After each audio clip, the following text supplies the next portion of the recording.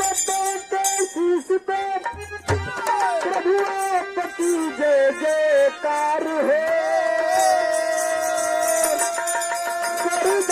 सुमन ले अर्पित करूं, स्वीकार है स्वीकार है।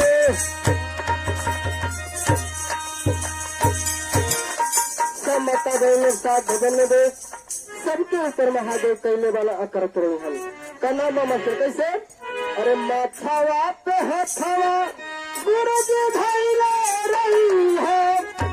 अरे माथावा पे हथावा गुरु जी भाई रही है। कृपा बनवल रही है।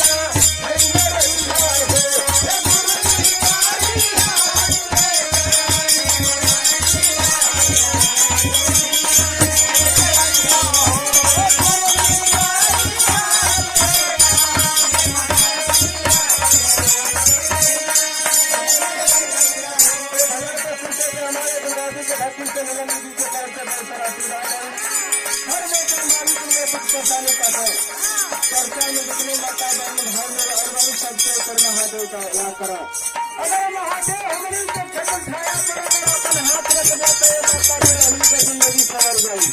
कैसा महादेव से बचना कहना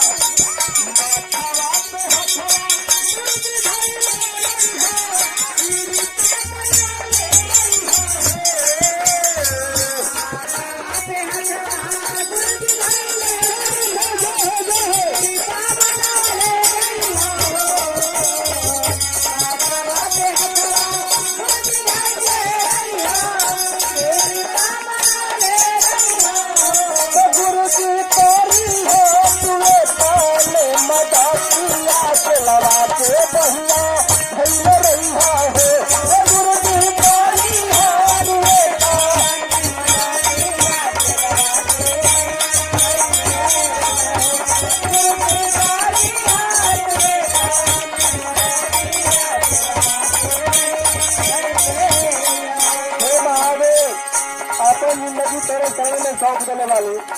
जैसे जिंदा जोला ऐसे शरण में रखने रही है। गावत रही बजावत रही मरी तो तेरे चर्चा में। हम ये पहला थे महादेव जिंदगी सौंपने वाली तो सही सहारा करो। और बड़ी भाई से मिलल गुरु जी रौरी चरनिया।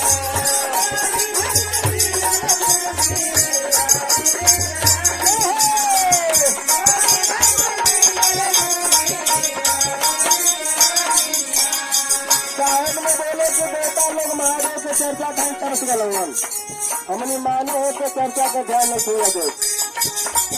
बड़ी भाई से मिलल गुरु जी रौरी चरनिया।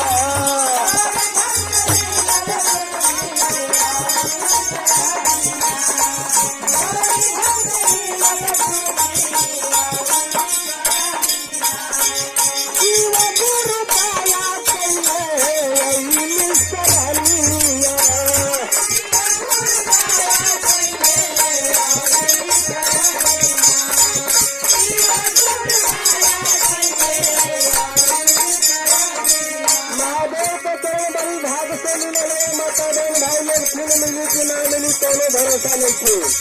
बड़ी भर से मिलल गुरु जी रौरी चरनिया।